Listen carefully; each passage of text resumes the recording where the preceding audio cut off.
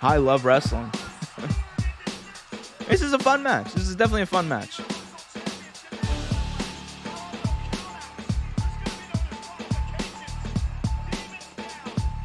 And there's a heartbeat going off now across the arena. What? Oh, no, I don't like...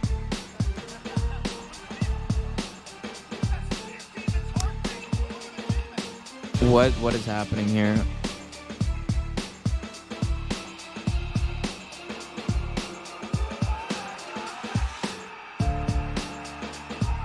That is not as cool as it probably looks in the arena. So the demon is up now. And now there's red lights in the arena. So no one can see. Very dark red lights in the arena. There's fog around the arena. Balor just got up for no reason. He started flopping on the floor, and then he just got up. And his music is playing. Oh, this is... Oh, I don't like this. Like, it definitely looks cooler in person than it does on pay-per-view, I'll say that. Oh, this is not good. Why is this music playing? Who approved this backstage? Balor with his music playing, red lights and fog everywhere. Can't see a damn thing. Roman Reigns is flat in the middle of the ring. Balor up on the top rope. And the ropes just broke? The ropes just broke? What just happened?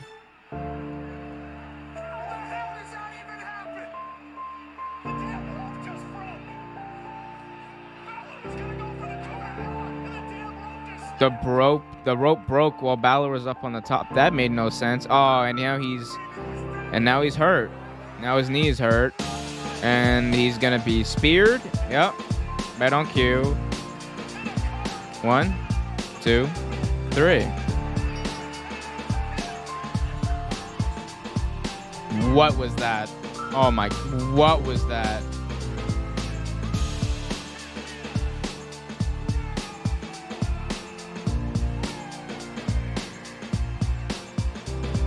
What was that?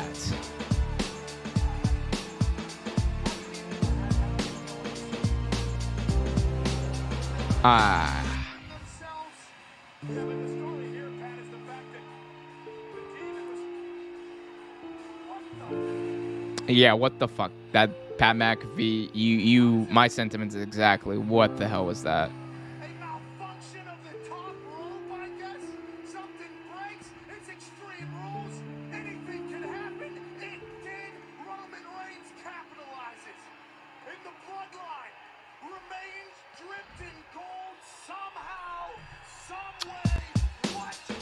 Wow. That was very, very underwhelming.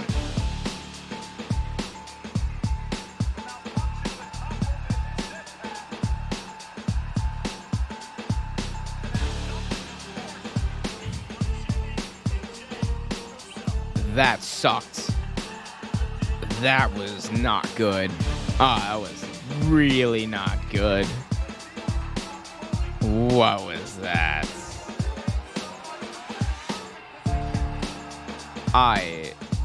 It was a good night. They were doing such a good job. The matches were good. They were hot. The crowd was hot. What the hell was that? They heard that first sound, though.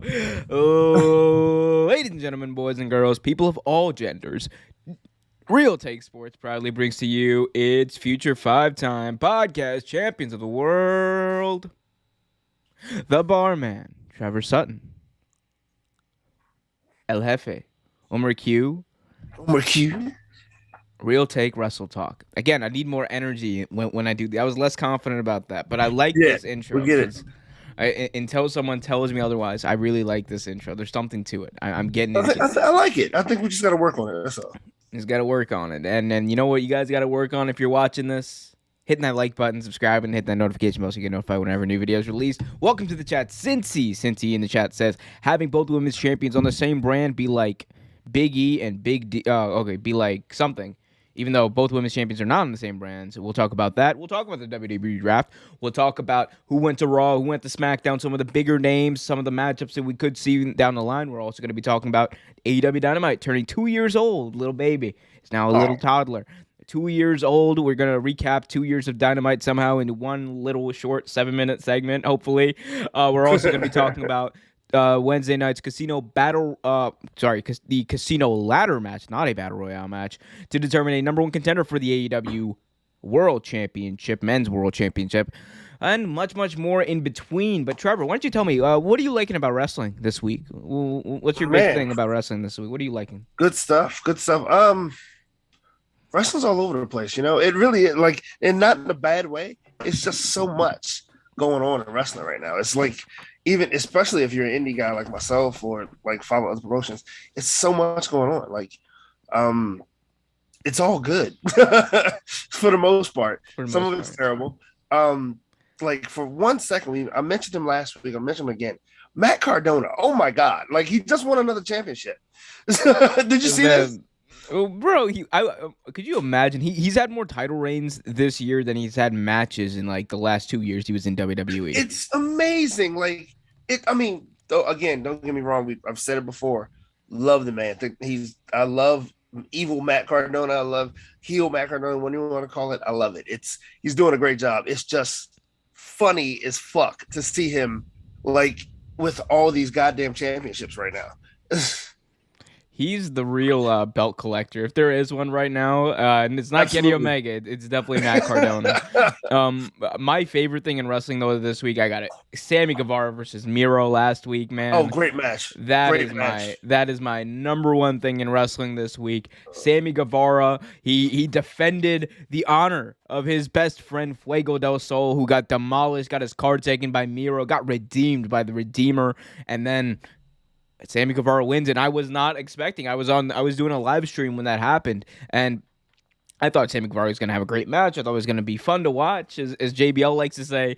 But as I'm watching this, I was like, oh, Sammy Guevara's hitting his finishing moveset. I was like, okay, cool. He's going to hit it, and then Miro's going to kick out. Yep. Then he hit everything, and I was like, no way. And then it was 1, 2, 3. Sammy Guevara's new TNT champion. There's a new TNT championship belt now. Yep. They all goes away. Retired is the Redeemer's belt, and we're back to the old the black leather design of the title. So bringing that back is Sammy Guevara, and his first title defense is against none other than Bobby Fish, formerly of the Undisputed Era. Yeah, I saw that. I was like, wow, okay. Yeah, and the way that came together was interesting because it all came together with because Dynamite went off the air, and then they debuted Rhodes to the Top, which is Cody Rhodes' new reality show, him and Brandy. So they debut that in the first commercial break. They do an interview with Sammy Guevara to keep people, around for the show. And on Twitter, right when he won, he was challenged by Bobby Fish. So we're getting Bobby Fish versus I almost said Kyle O'Reilly, but Bobby Fish versus that's what Sammy you were hoping, Guevara. So that's gonna be a fun match. Welcome to the chat, CT. I love Bobby Fish's work. I love watching him work. I just love his face. Like also, have you ever heard him talk? He does not sound anything like you would expect him to. No, he really doesn't. He doesn't talk much, but when he does, you're like, wait a minute, he doesn't sound like he looks. Kerwin in the chat says, turn Cody heel. Kerwin, we'll talk about that. Don't you worry. We're going to get to that. We're going to get there. We're going to get there. But before we get there, guys, help out the algorithm. Hit that like button. Subscribe if you haven't already. And hit that notification bell so you get notified whenever a new video drops on the channel. Also, if you want to help us out, pitch in. Patreon.com/Real Take Sports if you want to help us out. Also, if you want access to some exclusive content dropping on Thursday this week, Thursday this week. I'm getting all tongue-tied. But Thursday this week, I got an exclusive video dropping on Patreon that's going to be on Patreon exclusively for the next, I think, 6 months before it gets released to YouTube ever. So if you want that first, you want to be the first one there, be sure to head on over to patreon.com/Real Take Sports. All the links for those are in the description of this episode. So head on over there, patreon.com/Real Take Sports. Become a member. Join me. Join us. Anyway, let's talk about our first official topic today. We'll talk about the draft. We'll talk about Cody. We'll talk about all that stuff. But let's talk about one person who does not get his due as much as he probably should in wrestling these days, and that is one Chad Gable.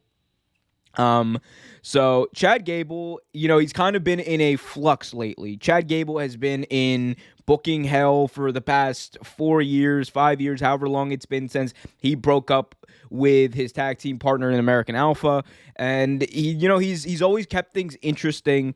A lot of people said maybe he should have been Kurt Angle's illegitimate son in that angle, but alas, we'll never know the results of what that could have been, because I feel like that would have been a lot of fun. But this week we got some interesting news, I should say, about Chad Gable. This is according to the Wrestling Observer newsletter from Dave Meltzer. He said, quote, "Chad's always been awesome. He's always awesome. A lot of people I know, a lot of his friends want him to go to AEW, and I don't know what the contract situation for him is, but he's been misused or buried or whatever that is, and he's phenomenal." So, Dave Meltzer also went on to mention again, kind of double down on this idea that a lot of Chad Gable's friends want him to go to AEW, meaning probably not going to stick around in WWE, or they don't want him to stick around in WWE. What do you think Chad Gable could be in outside of WWE, rather, and how would that kind of work? Well, I think you said it once before.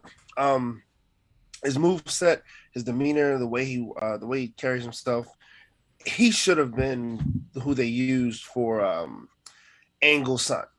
And with that being said, I think he reminds me a lot of Angle in the ring. And I think outside of WWE, I think that's what he would be. He would be a smaller, little faster Kurt Angle. And I think the skill set is there, right? Like, he even has a little some mic skills, but the skill set is there. Like, you can market the hell out of Chad Gable. Chad Gable is so easy to market; it's ridiculous. Like, just put him in the ring with some of the, especially some of these indie guys that are great technicians, or even guys that wrestle in New Japan or whatever. Like, put them in the ring with those guys, and you'll definitely get a hell of a show. Like, just take them out of WWE, and you'll see exactly what you get.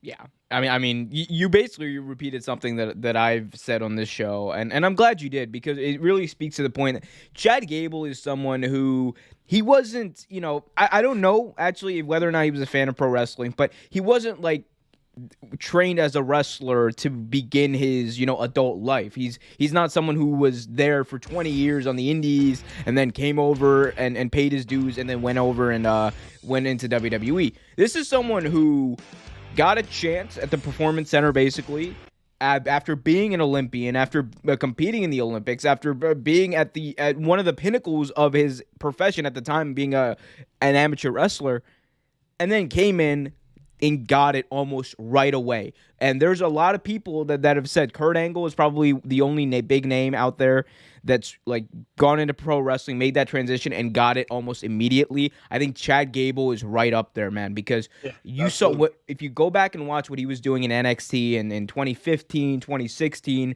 with him and Jordan, it was amazing. American Alpha, that whole operation, Jordan was the heater. He was the big guy, right? And he did a lot of the amazing moves. Like, in the ring, he was great. But Chad Gable had the in-ring moveset, and he was the mouthpiece for that group. And the charisma he exuded, it was almost contagious. So he's someone who had all those skills, and I think it's been a matter of being able to utilize them best, and he's been utilized, honestly, as a joke for a lot of his run, especially recently. We all know that he was called Shorty G. We all know that he's been ridiculed. He got put into a tag team with Otis, which is, okay, honestly, better than nothing. I like Otis. I'm in the minority of everything. I like Otis.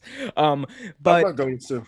But I think that, he's been misused, obviously, as Dave Meltzer said, but outside of WWE, I think anyone with any semblance of creative thoughts, any knowledge of pro wrestling and how this thing is supposed to work and what you're supposed to do with talent, I think anyone will tell you immediately that Chad Gable will be a star, a future world champion, because that's how good he is in the ring. Even all the squash matches he's been doing, this guy works his butt off every time. He embraced the Shorty G gimmick, which honestly, if it was given to me, probably wouldn't have done the same thing. Big shout out to Chad Gable on that one. So he's done all this stuff, and he's made it work as well as I think anyone could. And that's a testament to him. That's a testament to his ability. That's a testament to honestly also what I think what his ceiling is. I think his ceiling is of untapped potential is just monstrous. And he's fairly young as far as wrestling terms nowadays goes. He's only, like, I believe 35, 36. So he's got a long time ahead of him, like at least a decade of a career ahead of him.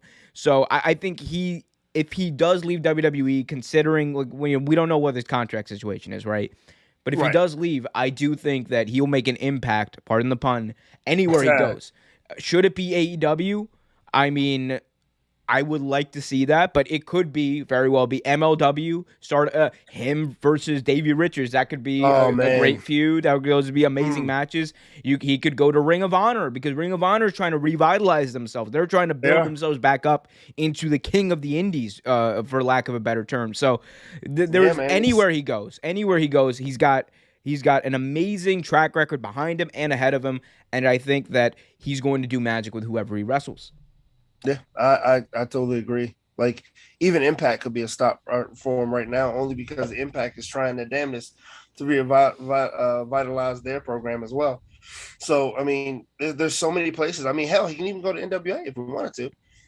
Oh, Chad Gable and NWA taking that title. I mean, we don't know if he even wants to leave. That's the other thing. Yeah, we have no idea. We're just spitballing right now. But I mean, the skies are the limit for Chad Gable if he really wanted to leave. Now, I mean, because since he just mentioned this in the chat, and I want to kind of ask you about this, what would you think about possibly recreating American Alpha with Chad Gable, right, and Gable Stevenson, who just got drafted to the Raw on the on the most recent episode of WWE Raw from the draft? That wouldn't be. You know what? That wouldn't be a bad. That would not be a bad move. You know, actually, who I was thinking of recently. Just because he's been kind of popular. Steiner's son and Chad Gable.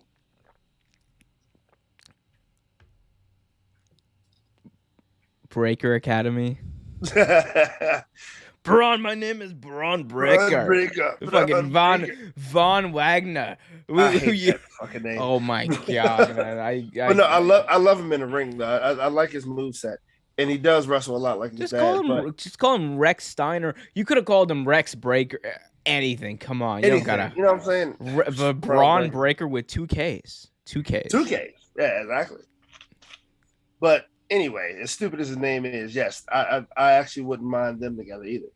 I mean, he could do magic with almost anyone, and even the stuff he's done with Otis, like I said, it's been, pretty good to decent. But Gable Stevenson, that could be an opportunity for them to revitalize his career and maybe pick up on what they should have done back in 2017 when they brought American Alpha back up to the main roster to compete, because that was a team. It wasn't one of those acts in NXT. American Alpha was not an act in NXT that, had a short shelf life or that would not have gotten over on the main roster. There's some, like biggest example of this, probably Adam Rose. Adam Rose, great wrestler. I'm not saying anything against him, but the gimmick of don't be a lemon, be a rosebud. Yeah, that whole gimmick it's NXT. It's developmental. It's to get you over with a funny gimmick, fun gimmick, whatever. You get a pop the first time you come out, and then it dies off, and that's just the truth. Right. But American Alpha had staying power because the guys could work in the ring. If you gave him, you didn't need to give him a lot of time. Give him 2 minutes every Raw, cut a promo, have Chad Gable say, "We're ready, willing," and Gable, boom, throws his rag just like I did this pen. Sorry for the listeners of the podcast. And that's it. And they could have gone on a streak. They could have been tag champions, and then you could have built to a big breakup angle. And those two would have made it work. That match would have been great. Right. But we'll never know. But the biggest problem with, and we're not really talking about it, but the biggest problem is, he was doomed to fail anyway, because Vince does not take care of tag teams. He doesn't care about tag team wrestling. Tag team wrestling not a big thing. It's a second little second string for his ass. He does not like tag team wrestling. That's why he doesn't really care about it. Like, he doesn't really bring big name tag teams in there. Well, tag team wrestling, goddamn, pal. Who am I gonna put over? This guy, Chad Gable. Who the hell? And every chance he gets, he breaks up a good team. He's got no. And then he realized he was terrible. Jordan over here. Jordan's got beef on him. I want a guy with beef. I want him to break bones. What's Rex Steiner's name? Braun Breaker. Every time you do Vince McMahon, I think a little bit of your life goes away. I'm selling my soul to the devil. It's definitely happening. I mean, to be fair, it's much less strain on my throat than the Macho Man impersonation was. You can do a Macho Man without, just destroying your voice, but you want to do a proper one, you got to be like, oh yeah. So I was walking down Beverly Hills Boulevard. Yeah, I was walking down Sunset Boulevard, I should say, and it came over me, the power of the Macho Mania came over me, yeah. And I said to him, my voice is pretty strained right now, so I'm not going to speak too loudly. Yeah, your voice gets really shot. I used to do Macho Man when I was younger. I can't do it much anymore. Yeah, kids, if you don't want your voice to sound shit like Trevor's, don't do a Macho Man. Don't do Macho Man, yeah. Definitely don't. But you know what you should do? You guys should hit that like button, subscribe, and hit that notification bell so you get notified whenever a new video drops on the channel. Hit that like button, though, to help the algorithm and help us grow. If you're listening on Spotify, leave us, or Apple Podcasts, leave us a 5-star review and hit that follow button as well. Let's go to the chat real quick. Let's go to the chat real quick. CC wants me to take off my Ravens hat. Ravens 3-1, just won 3 in a row. Big shout out to them. Also, big shout out to the Cowboys, who've also won 3 in a row. I don't like the Cowboys, but I like Dak. I like Dak. I hate Jerry. I hate Zeke. I hate almost everyone on the team. You should definitely hate Jerry. You should definitely hate the coach. But Zeke and Dak, they're okay. They're okay. Dak is okay.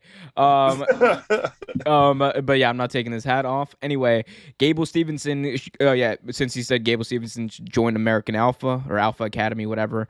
And since he says, I'm changing my last name to Breaker. Cincy Breaker.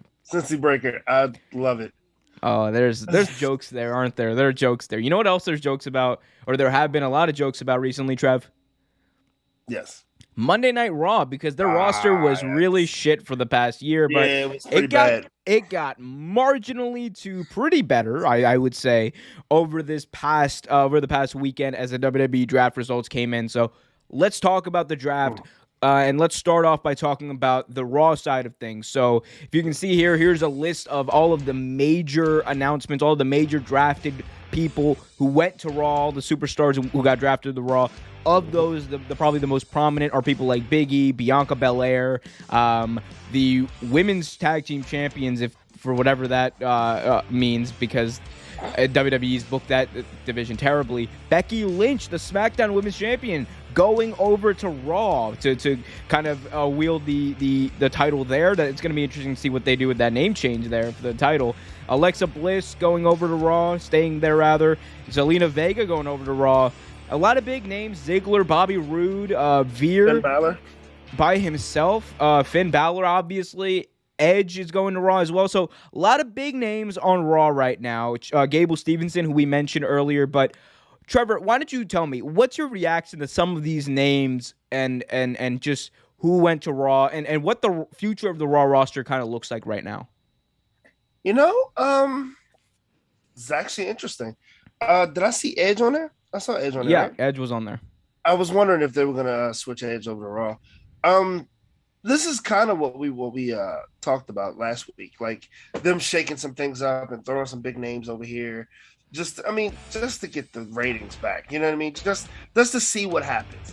And I think it's good. I think it's a good idea. I actually like that they brought some of the other superstars, the female superstars, women superstars.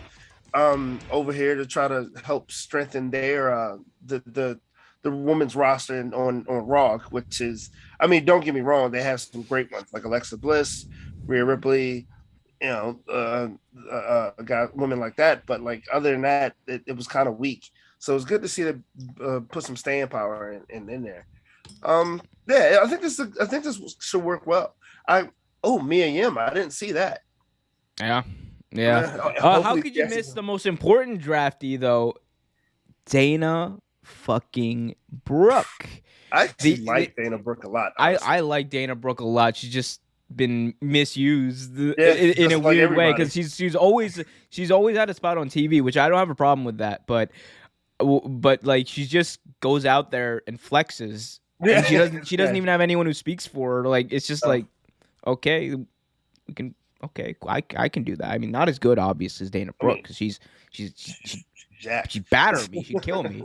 But you know, I mean, but look, you know, I want to say this because I complained for months ad nauseum about how WWE Raw was an inferior show to SmackDown, and a lot of the reasoning behind that had to do with the lack of depth on this roster. The Raw roster was depleted for the better part of the past year. And I don't know what it was, whether it was they refused to use people. I think it was in part they refused to use some people, and they kind of cycled in the same matches over and over again. Every single Raw, I felt like I was watching a repeat of what happened last week or a variation of what's been happening for the past 6 months. And I think a lot of that was because the matches weren't fresh. They weren't really trying to make them fresh. So the draft kind of gave them an opportunity to create a better roster, a foundation for feuds for over the next year, and I think that's a good thing. You know, Bobby Lashley's also, and Seth Rollins are two other names that we didn't mention. Liv Morgan going over to Raw. We'll see. Hopefully, she can ignite some sort of feud there with the women's title, but I doubt that's going to happen with Bianca Belair being on Raw now. Also, the other interesting thing, we'll talk about this more in depth later, but Charlotte goes over to SmackDown with the Raw Women's title. Yeah. Becky comes over to Raw with the SmackDown Women's title, and I'm praying to God they don't do the stupid thing where they just, you know, they do this little switcheroo with the belt, title swap, and then they just get Charlotte an extra reign with a belt, just like that. Like, and again, I'm not against her having like all these reigns. She has to break the record. I understand that's right. Fine. I'm just like I hate the little switcheroo. Remember they did that a few years ago with the tag team titles. Yeah. It was Kurt Angle was just like, all right, switch them, and it was like one of the most underwhelming things. And the other team, Cesaro and Sheamus. Was Cesaro and Sheamus? I thought it was the Street Profits and the New Day. It might have been. But I mean, either way, it was two tag teams that you and I obviously can't remember for a valid reason because tag team wrestling has not been mattered to WWE for a long time. But but overall, though, thoughts on Raw? What would your draft grade for Raw be?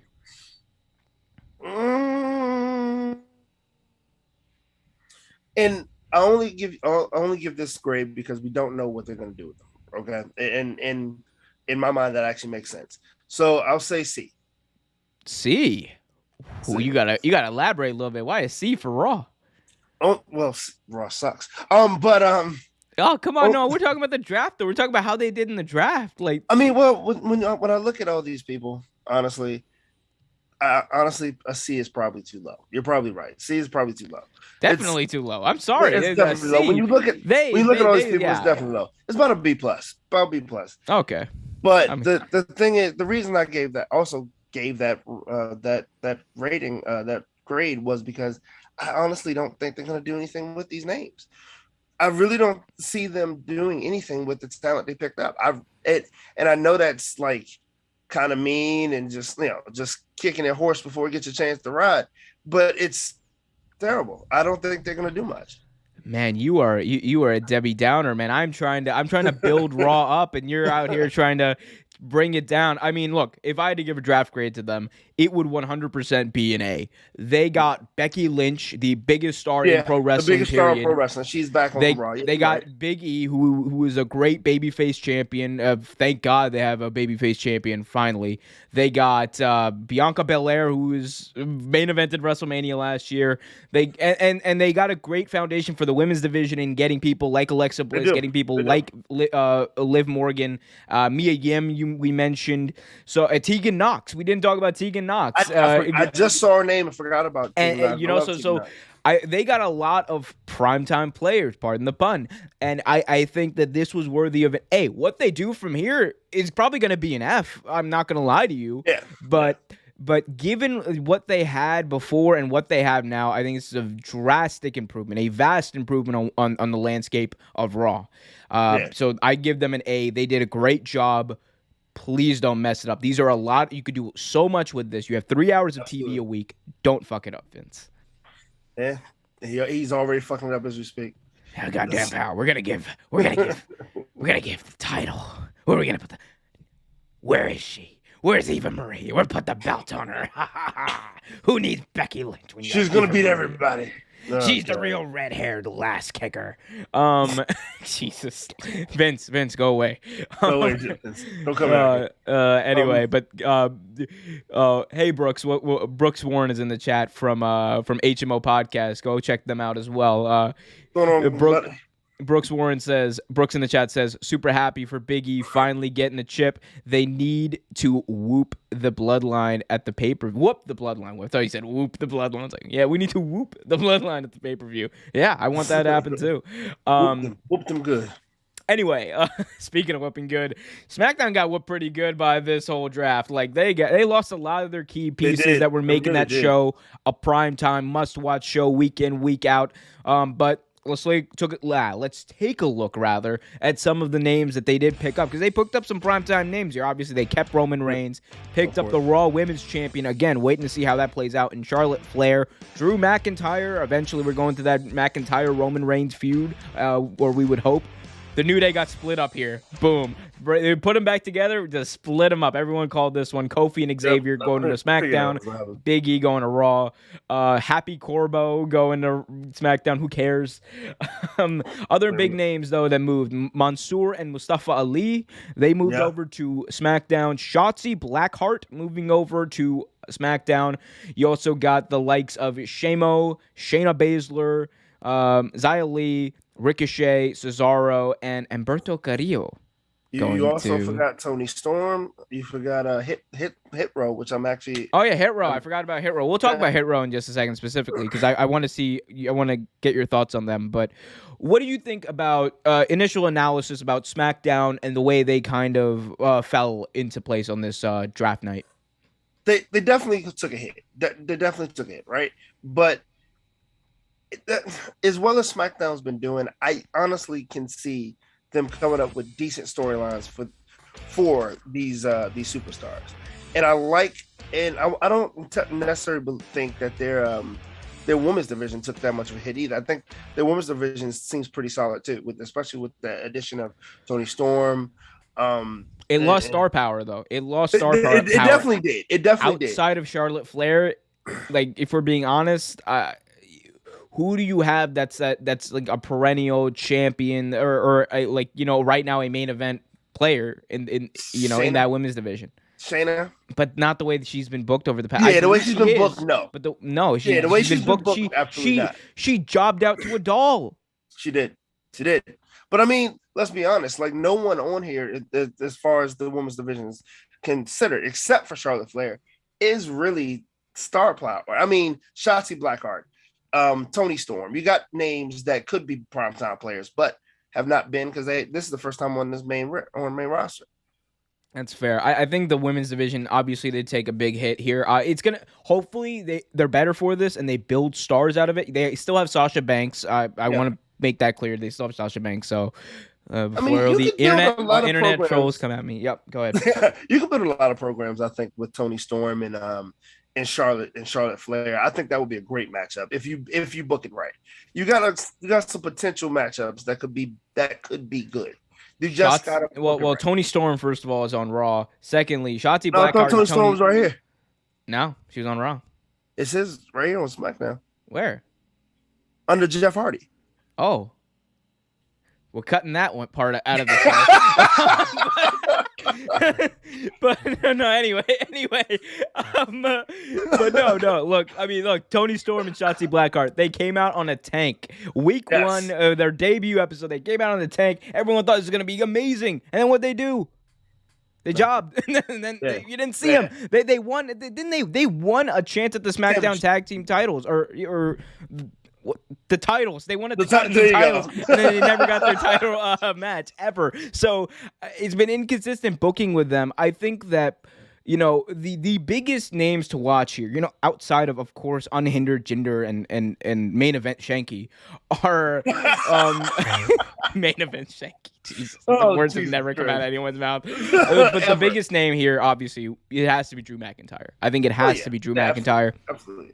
And that Roman Reigns versus Drew McIntyre match, that is a WrestleMania main event level match. Two just big hosses beating the ever-living crap out of each other. Oh, absolutely.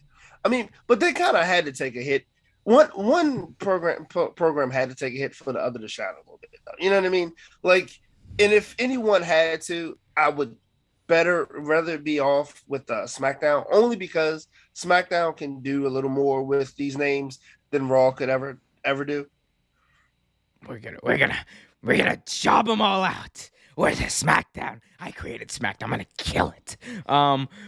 Jesus again. Go away, Vince. Go away, Vince.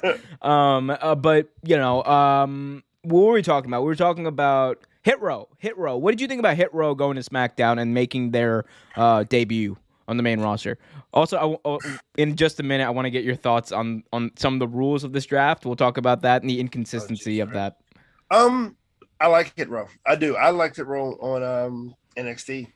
I thought it was a shame because what's his name had to drop the belt. I'm assuming he had to drop the belt, the North American Championship. But I'm not sure. But anyway, I love Hit Row. I think they'll put together well. I like most of the members. I think they're great on the mic. It's interesting that they did put them on. I think if they didn't put the Hurt Business back together, they would have put them on SmackDown. I mean, it is. Yeah, I like Hit Row, and I like that. I'm interested to see what they do and how they do on the main roster. I just don't know if WWE is going to have the patience with them as they probably should. No. That's probably my biggest concern there. Other than that, I think they're going to be fine. I do want to talk about the rules of this draft because, man, what the hell is up with this? So you have Hit Row, right? A team of how many people are in Hit Row, by the way? It's 4, isn't it? It's like 4 people, right? It's like 4 or 5 people who are in Hit Row, right? So you got them. Somehow they qualify as like one pick, right? One pick. But the New Day, who has been an established group for a very long time, don't?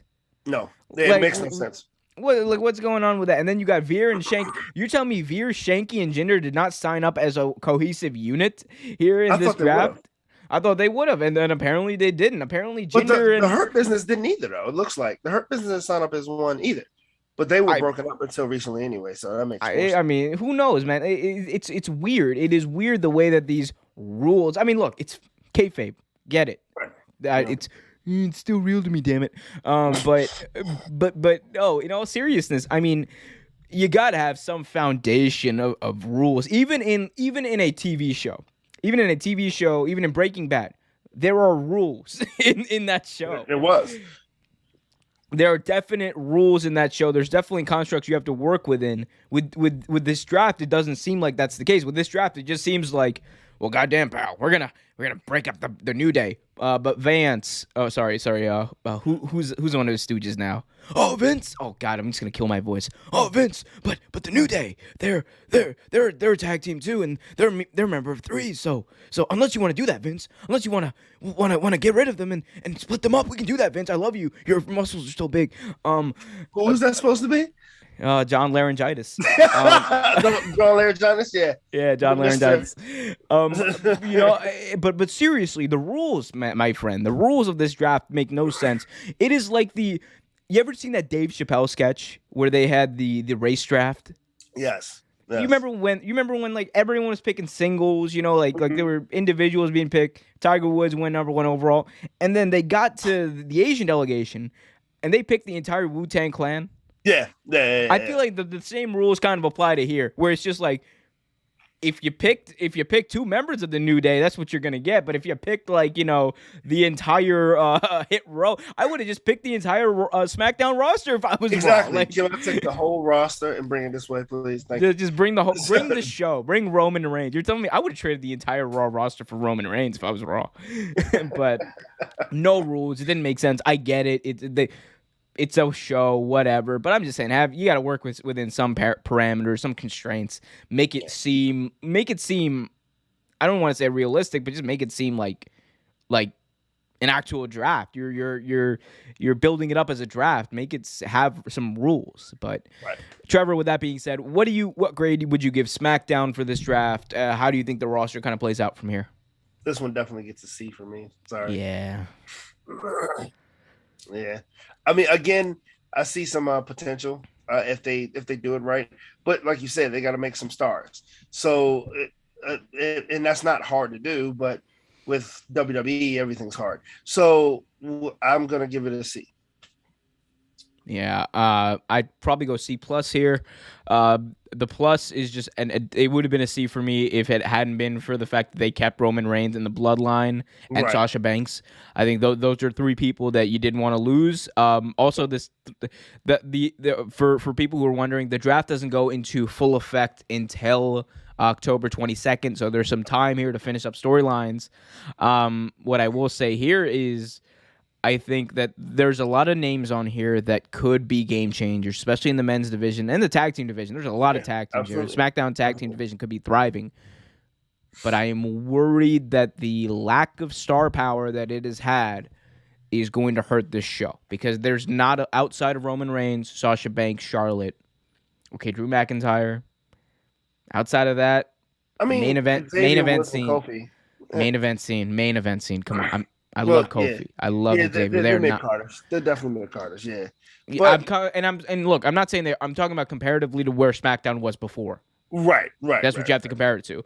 They are worse off before, and they're gonna have to build. They're going to have to build. They do have Sheamus. Now you can work around with Sheamus. He's a great worker. He's just not been built up as a main eventer. No, you know what I mean, though, Trevor. I'm not trying to have this argument with you. I know what you mean. No. You obviously have to explain it because you don't know what I mean. So let me explain, sir. Allow me to explain. Allow me to read. Please explain it. Okay. Well, if you let me talk, I might explain it. You won't let me talk. I'm muted. That's it. Muted. You're muted. I'm sick of this. Always interrupting me on my show. Damn it. I'm gonna ask you to politely unmute yourself now. But damn it, I don't even know what I was saying. Anyway, but SmackDown is just it's. I just think that it's going to be an uphill battle for this brand moving forward. In all seriousness, I think the way that Kofi Kingston and Xavier Woods have been built up as main eventers on Raw is not the same thing as main eventers on SmackDown was over the past year. It's just 2 different things. No, I totally agree with you, but I mean, like, you do have good workers though. That's a good thing. Well, no, that's not WWE's problem. WWE's problem for the past whatever years has not been that they don't have good workers. They still have probably some of the best workers, if not over the past 10 years. They've had the best workers in the entire world. Right. You could even argue they still have as a roster. They have the best workers. You could even argue even with AEW.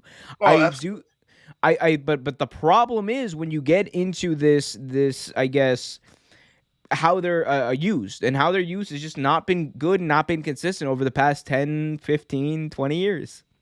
Yeah, I mean, like you said, guys who have been star status years before aren't used as star status now. Like Sheamus was a star status at one point, New Day, whatever, but now they're not. And I did get what you're saying. And I get what you're saying now. I'm just saying, if you have these workers, depending on how you use them, you might be able to build them up. And that's what they're going to have to do to have stars on this show. Okay. I just didn't know why you need to interrupt me every 5 seconds. Because I don't like your face. Well, if you don't like my face, I'll help you out here. I'll help you out. Boom, boom, boom, right here, baby. That's all you're gonna see for the rest of this episode. Just right this face Oh for dear! our What wonderful the viewers hell am on. I looking at on NXT? Jesus Christ! Don't talk about it. But for our wonderful viewers on YouTube who are seeing my glorious face and only my face on the screen, but Poor please bastard. hit that like button, guys. Subscribe to the channel and hit that notification bell so you get notified whenever a new video is released. For anyone listening on Spotify, I'm so sorry you were subjected to all of my impersonations. I will try to keep those on the download from now on, or to a minimum at least.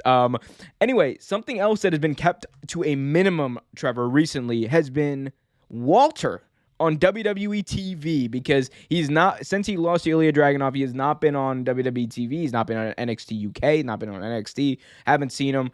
And there are some reports floating out there about Walter and what his future might be in WWE. And the reports in August stated that WWE were keen for Walter to appear consistently on NXT moving forward, but the switch to NXT 2.0 has kind of put that on hold. Regardless of the talent that Walter is, he'll have no trouble putting on clinics wherever he is. So right now it's still in the works. He's still in the United States. But what do you think about this? What is next for Walter in WWE? He's been an NXT UK champion for like the past year. What is next for him, and what should be next for him? I mean, if you're going to bring him on American television, in the American promotions, the biggest thing you should probably do is have him be NXT champion at some point. Like, I mean, NXT champion, or even put him on the main roster and push him up to the champion thing. But the thing is, at this point, I don't know what else you can do. He's done almost everything at this point. Like, unless he wants to go to outside of to another promotion, he's almost done everything. Everything he's done. Okay, he did one thing. I'm talking about in the UK. In the UK. Okay, yeah. I'm about to say, well, clear that up, man. Let's get a little context. In UK, he's pretty much done everything he can do on that particular show. So, I mean, what else do you need him for? I mean, I would like to see him. Here's the thing. I'm not sure about the main roster. We'll talk about that in just a second. But if he does go to like NXT proper, like NXT 2.0, as they're calling it nowadays, I think that would be interesting, seeing him with Tommaso Ciampa. I don't know if he's like the vibe of NXT 2.0, really. He was like he fit the vibe of NXT and NXT UK and the backdrop and everything. I don't know if he fits really with what NXT 2.0 is doing. I could see Walter being there, being successful, but the optics just wouldn't be right. I don't think he's the type of person for that show. He's not the type of character for that NXT 2.0 show. They seem like they're going in that they're still going to be having great matches and everything, but they're going a little more sports entertainment-y. They want colorful personalities, obviously. We saw that with that whatever that was, that honeymoon with Dexter Lumis and Indy. It was interesting. The old big stack of just getting to work. Good for them. Happy they're enjoying the married life. But I don't know if Walter necessarily fits that. So that's why I personally I think if he's going to do stuff in the US, it would probably be on the main roster at this point. And I don't think the main roster would treat him right, though. Why do you think that? Only because in the past they have not done well with wrestlers they brought up, and I don't think. I mean, to me, it's very easy to do right by Walter. It's not hard to treat Walter right and to boost Walter in WWE, honestly. But I don't think they're going to. I think he's just so good. How do you not use him? He's so good. He is a machine, a wrestling machine. This dude beats the lumps out of people. He's got this. Nobody in WWE, maybe outside of Roman Reigns and Becky Lynch when she's not doing goofy heel stuff, has the presence of Walter. When he walks in, the entire atmosphere of the entire place, the entire arena changes when Walter arrives into an arena. And there's not a lot of people in WWE that have that effect. He does. So for me, it's kind of reconciling that fact, because it is a fact. Walter has that kind of presence, that appeal. He works in the ring. He doesn't need to say much. His promos are still great, even though he doesn't say much, because he just comes in and whips your ass, and he's not afraid of anyone. That's the thing that makes Walter Walter. So Vince, honestly, with him, has a great heel. Whether he goes to Raw or SmackDown, he could be a great heel champion, like taking the belt off of Big E, and then Big E has to chase Walter, and Walter just runs a roughshod through the entire Raw roster until Big E gets his moment back or someone else gets over.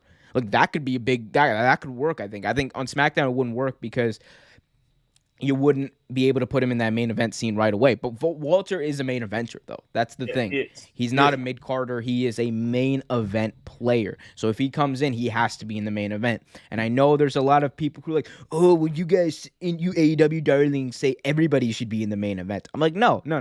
Chad Gable, should he be in the main event right now? No, he shouldn't be. Should any of the people that I talk about, should they all be in the main event? No, I say they can be. That's different. Walter is someone who definitely should be in the main event because he's that damn good. He's that damn of a draw. He's that damn imposing, and he will get a babyface over when he gets beaten. Look what happened to Ilya Dragunov. They literally had the match of the year up until, like 3 weeks ago. Like, they had one of the best matches of the entire year on NXT Takeover 36 in front of like nobody, and people thought it was the match of the year. So he's a main event guy. I don't know how else to say it. It would be a tragedy if they found a way to ruin Walter. It would be a literal tragedy if they found a way to ruin this guy. Yeah, I totally agree. It's too much potential to put him in the in the main roster on Raw. It's too many guys he can potentially match up against. It's too many opportunities you can throw toward him. Oh, man, I'm sad now. No. You know what would make me happy though? Oh dear God. If people hit that like button, subscribe, and hit that notification bell so you get notified whenever a new video is released. I'm imagining the people who listen to us on Spotify and Apple Podcasts are pretty pissed about me saying that every 10 minutes on this show. They should be. If they aren't, they should be. If they aren't, they should be. Well, you know who's who's not pissed right now. Blood and wire. What was that? Was that your? That was a terrible song. Okay, well, we're gonna ignore that completely, but Atashi Onita was the subject of the most recent episode of Dark Side of the Ring, chronicling his story, Blood and Wire, Onita's FMW. Sorry about that, and it was an interesting one, Trevor. It was an interesting documentary. It talked about some of the stuff we knew already. We already knew about Onita and FMW and what they were. He obviously had that great match with Terry Funk, that death match where they protected each other and then they ran out with each other and cried after the match. Terry Funk's always crying. Big shout out to Terry Funk. We love you. But we learned a lot about the inner workings of FMW and how it came to be, and a little bit about Onita's past. And Onita, for those of you who don't know, deathmatch legend from the 90s. Watch his documentary, but watch any match he had in the 90s in FMW. It is amazing. He was great. He had great match. He actually had a good run in All Japan for a while before he got injured, and the documentary talked about that. But Trevor, what did you think about this documentary? What did you kind of know going in? What do you kind of know going in, and what did we learn? I knew about the death matches. I knew about FNW. I won't say I was very educated about the FNW, but I did know about it. I learned a lot watching this. Just like you said, just the inner workings about one of his partners that he worked with. A lot of the stuff that I didn't know was here. You know what I'm talking about? Yeah. It was interesting. I thought this episode was very informative. I thought it was actually one of the best I've seen so far. And and also still somber and kind of sad, but good all the way through. Yeah, this was again. You think you hit the nail on the head. It was one of the more informative episodes, and it kind of took you behind the scenes of the inner workings, like I said, of FMW, and how Onita put matches together, and how what he built the entire company around. He built the entire company around deathmatch wrestling, yes, and that was the draw. It was one of the draws, Right. obviously, but it was also Onita himself. Onita was the star of the show, Mhm. and he was the sympathetic babyface, willing to put himself through anything to be his opponent. Literally, look at this.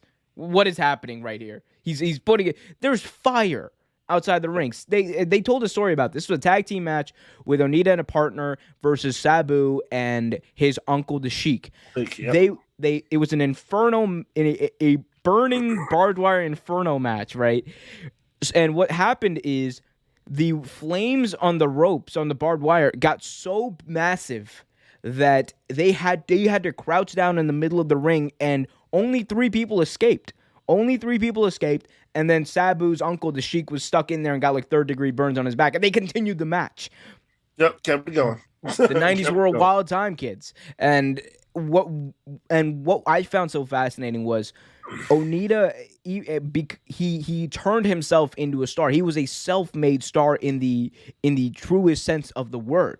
And that honestly gave me a more profound respect for Onita, because I had watched his matches. I knew about him, but I didn't know this in-depth knowledge about him. And getting to hear it from himself, getting to hear it from the people around him, it was really fascinating.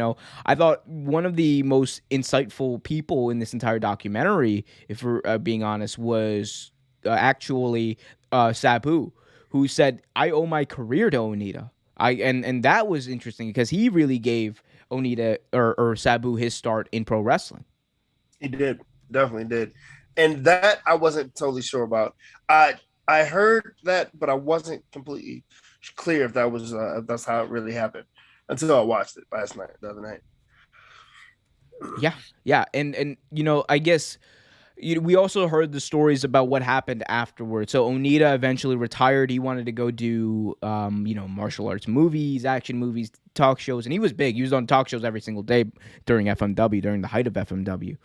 And then he goes away from the company. He puts it in the hands of his ring announcer, and then he kind of and then it was mismanaged from there, kind of, Yep. and the ring announcer ends up taking his own life, and then they try to revive it, and it just didn't work. It just seemed like they tried one too many times to kind of revive it, and they tried to make it more sports entertainment-y, which wasn't the draw of it. And then that Oh, gets into the whole conversation of why would you destroy what made your whole company special.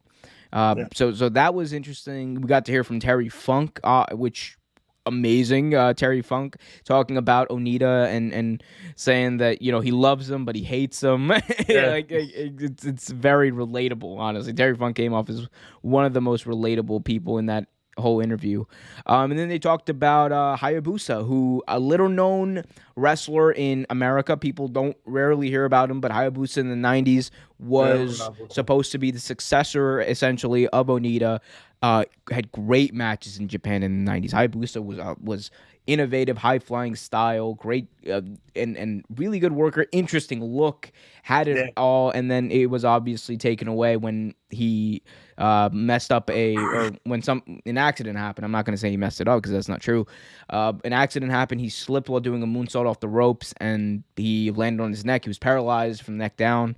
And getting to hear from their perspective on that, and when he finally walked again at an FMW reunion show, and the fact that Inoki, Fujita, all these amazing legends, the Great Baba came out to see him walk for the first time. That was so powerful to me, and Yeah. and Was. and it kind of shows you how pro wrestling, for all how as dark as it can be, it's called Dark Side of the Ring. It can also be, a beautiful at sometimes. Yeah.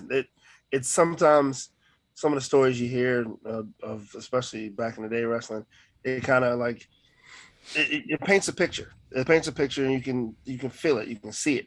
And sometimes it's a pretty one, and other times it's dark and scary one. But all in all, it's good to be immersed in that history and Yeah. learn about it. What would you say are probably one or two lessons or one lesson that people can probably take away from this documentary? This one, well, one, don't I guess don't ever let work you, and I feel like that's the one of the biggest things.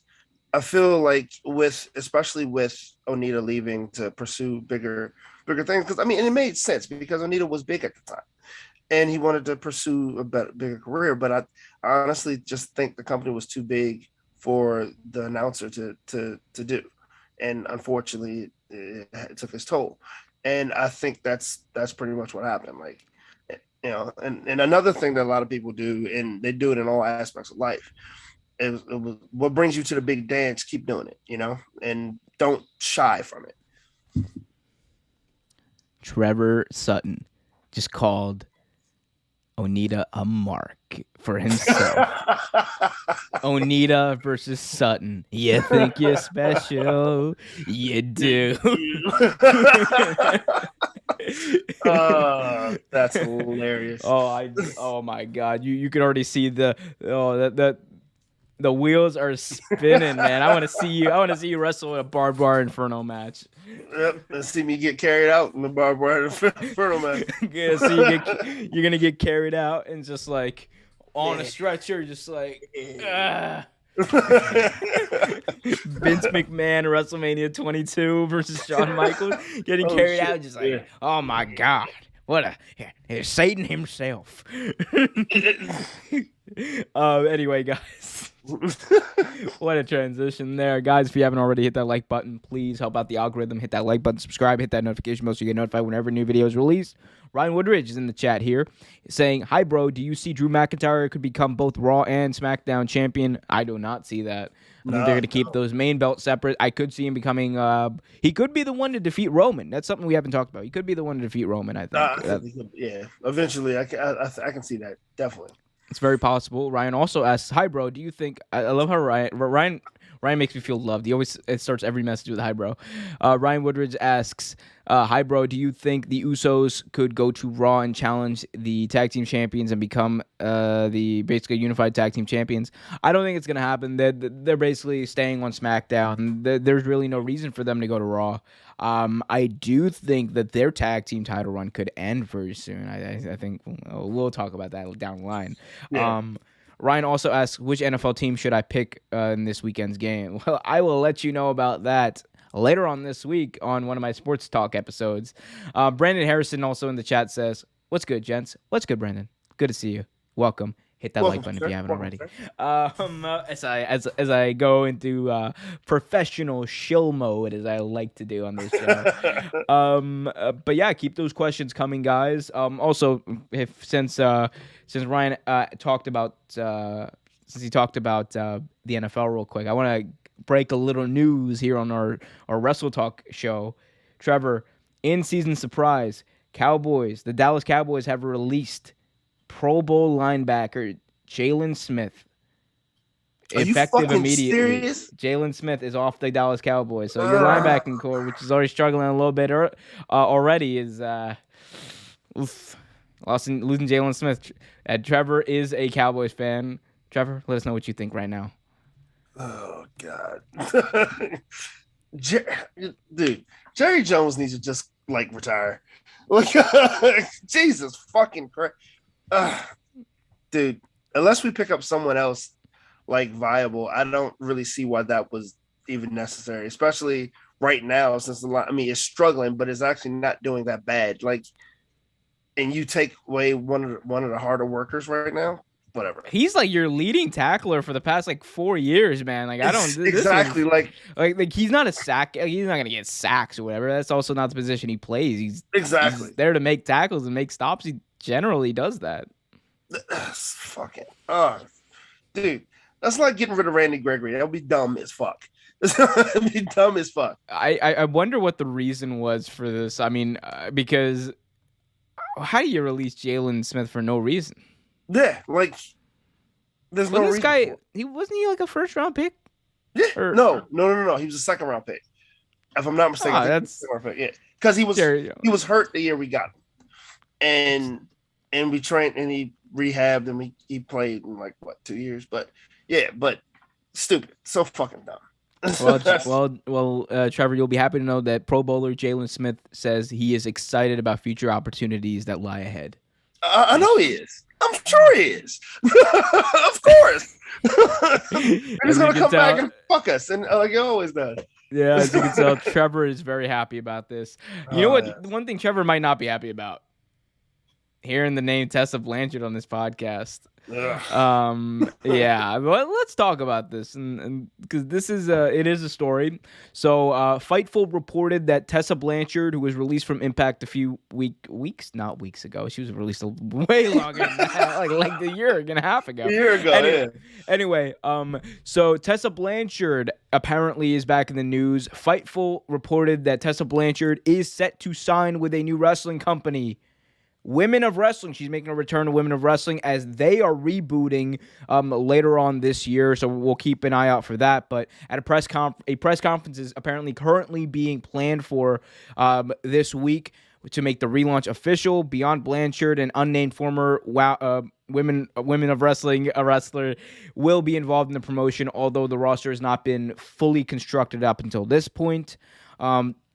This would be the first time we've seen Tessa Blanchard really in ring at all since the accusations of bullying, making racist remarks, and all of that happened just about a year and a half ago, and she hasn't wrestled since. WWE tried to get her, and then there was apparently nuclear heat backstage about it. AEW, there's also nuclear heat backstage about the possibility of getting her. And so, Trevor, what do you kind of make of this? What do we think of this? And do you think that there's ever going to be a place where Tessa Blanchard actually can wrestle on a major show? Well, here's the thing. Not to take anything away from Tessa Blanchard, I have to say this first. Great in-ring performer. She has all the talent in the world. Her views on other things, I do not agree with. And I do not agree with her, the way she carries herself in the back. But with all that said, she is a great performer. Any promotion would be happy to have her as a performer if she didn't carry a lot of toxic energy with her. Also, congratulations to Wild. It's good to see them back up and running. But honestly, if Alberto Del Rio is still wrestling, but he's only wrestling for smaller promotions. He's not wrestling for major promotions. But I could see her do that, right? I could see her do like smaller promotions. Even just wanting too much to do with her. As toxic as she is in the locker room, and with the remarks that she's made, and I don't see too many big promotions wanting to do with her, which is a shame because most big promotions want the talent she possesses. But I just don't think much people will touch her, and that's just my opinion. Yeah, I honestly agree. So the thing is, and it's not a universal idea of, it's been long enough. I'm not one of those people who just thinks like, it's been long enough. She's been out of there. Let's bring her back into the fold, because what she's accused of doing, and again, these are accusations. I wasn't there, but they're credible accusations from what we've heard. The things that she said were not only problematic, not only wrong, but destructive for a locker room, and destructive to have that person on top in the locker room. So, and again, I want to emphasize this. This isn't a thing where, we need to cancel Tessa Blanchard. That's not the focus of this whole thing. Do I think she should wrestle? I don't. If she genuinely believes the stuff that she's accused of saying, then no. I don't think the boys, the girls, everyone in the back, I don't think they should allow their company to sign her. That doesn't mean she should be barred from wrestling forever. No. I do believe that, there's measures that can be taken if she truly realizes why what she said and her actions were wrong, because look, there's a difference between what, other people in wrestling are accused of, and what Tessa Blanchard is accused of. Tessa Blanchard is accused of saying terrible things, exhibiting bullying behavior, things that can be remedied over time, things that can be fixed with the proper guidance, counseling, whatever, right? Then, actions taken in the past. Like we talked about Ric Flair on this show a few weeks ago. Those are reprehensible. Those are like actions you've taken. You can't take those back. That's why I think, it's not a thing like, oh, Tessa Blanchard can never wrestle again. I don't know if she'll ever wrestle again. I don't know if she'll ever wrestle for a major promotion again. Should she ever wrestle? I think eventually she will. One, that's just how the wind kind of blows. And two, I think there should be people at least, or she should be reaching out maybe to people to kind of, one, understand why what she did was wrong. And I don't know there's no real way to make amends or say sorry. That's not enough. I mean, the most she can do is really learn from what she did and honestly accept it, and then really show herself by her actions and how she carries herself moving forward. If she ever wants to be signed by an AEW or signed by a WWE, that's my view of it. So it's not as clear cut as, oh, she'll never wrestle again because she is she's like terrible person, canceled forever. I don't think it's that clear cut, and I don't think it's as clear cut as, oh, it's been long enough. Let's just have her. Let's just have her come back. No. I think it's more nuanced than that, is what I'm trying to say. Yeah, I totally agree. And again, like you touched upon, is accusations. We don't know what went on. We weren't there. But honestly, if I'm a big promotion, I don't think I'm testing the waters until it's remedied. You know what I mean? Until like you said, canceling, or even just find out what really happened. And I think this WoW thing could be potentially a first step of that. How she really carries herself backstage and with the locker room here could be a big test as to how she would do elsewhere. Yeah, this is a good test. I think it's a smaller promotion. I mean, it is a big deal because it's coming back, from its hiatus, but it is a smaller promotion. And I think this will help us see what's going on, Absolutely. So yeah, Tessa Blanchard, great wrestler. Great wrestler. I want to emphasize that for all the people who are going to defend her in the comments of this video. But it doesn't excuse what she said. And again, what she said, I don't think amounts to a permanent ban from life, either, if she takes proper measures to understand why what she said was wrong. And I feel like that's an understandable statement. It's an understandable point to be made. And I think we probably need more of that in our entire society. And let's also not forget this. And this is, again, I'm not trying to defend her. People are gonna spin this around as me trying to defend her. No, what she said was reprehensible. She's also fairly young. She's 23, 24 right now. Yeah. Again, she's an adult. She's a grown ass woman, but a lot of this happened apparently when she was coming up. So that kind of plays into, maybe the immaturity factor plays into it as well. You just gotta. I'm just one of those people. I hope and pray people get better as they get older. So there's some people who do, and they work past those type of problems, and they actually help remedy problems that come up with other people in the locker room over time. And there's some people that don't move forward from that. What Tessa Blanchard is, maybe we'll find out with the revival of WoW. I hope so. I definitely do hope so. I hope so too. Let's go to the chat real quick, where CC has just noticed that my hat has turned around, and just for you, CC, it's going right back the other way, so you can see the wonderful logo of the leaders of the AFC North, the Baltimore Ravens.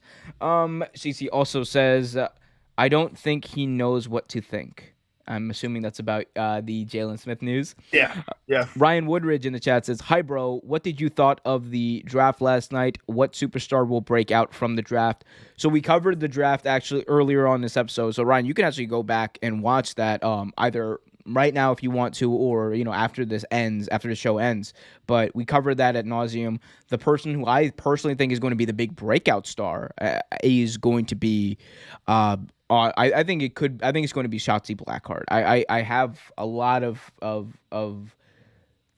goodwill, and I have a lot of confidence in her abilities on SmackDown. No, it's Shots because the the what's the name was messed up.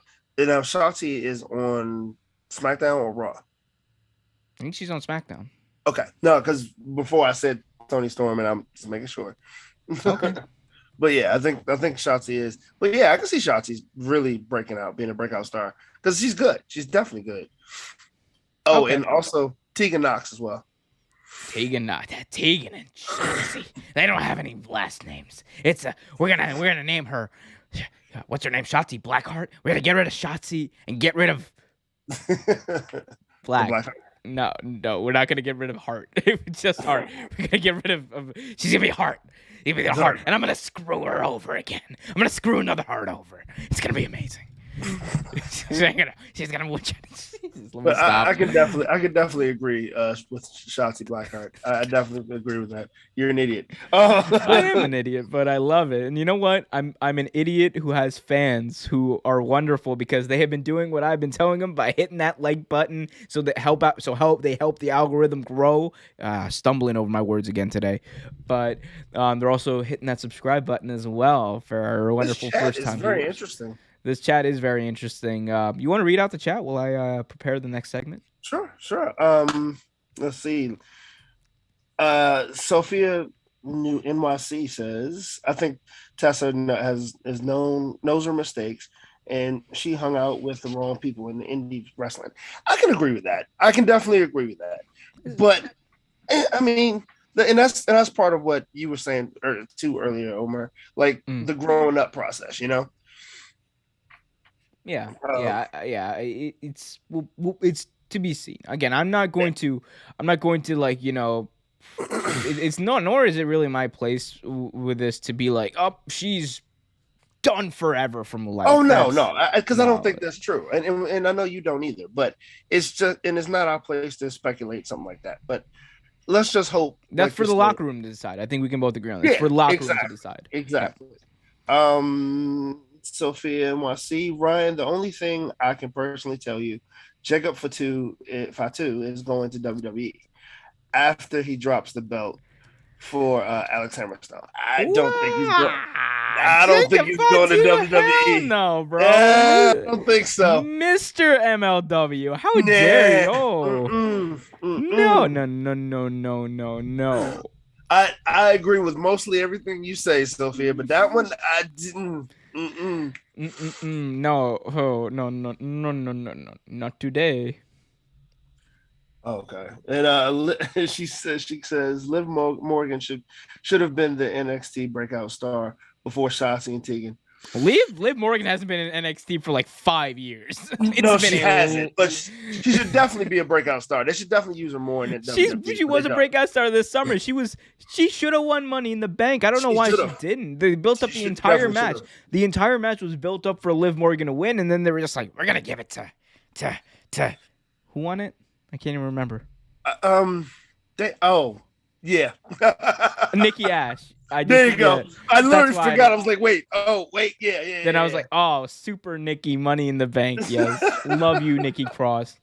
But man, Nikki ASH. Last comment before we move on to our next segment. Trevor, it was a time beer money. Robert Roode and James Storm was caught by racial slur. So there was a time where that happened. I don't remember hearing about that. Maybe I don't remember hearing it. I won't doubt it. You know, I'm not gonna sit here and doubt it because anything can happen. But you know, interesting. We'll get our professional fact checkers on that because that I haven't heard about. At least, I haven't heard about either of those. So. Interesting. Anyway, let's move on and talk about AEW. Let's get into some AEW news because they always got something fun going on. With something fun going on, All Elite. Before we do, though, please hit that like button, subscribe, hit that notification bell so you get notified whenever new videos released. Trevor, AEW is 2 years old. So they got a huge event, AEW, the 2-year anniversary event, live on Wednesday on TNT. A lot to talk about there. We're going to talk about the ladder match in just a second, but just let's talk to me. 2 years ago, the idea of AEW being a promotion, the idea of AEW being a product. It was we didn't know what it was going to be. They had Double or Nothing, and then they really came into their own. People were like, oh, wow, Double or Nothing might be one of the greatest pay-per-view events ever. And that was the time AEW arrived. They followed that up with Fyter Fest, with Fight for the Fallen, two very good shows also, and then All Out. And then it was like, okay, we got TV now. And then Dynamite premiered, and it was a hit, and they were off to the races ever since.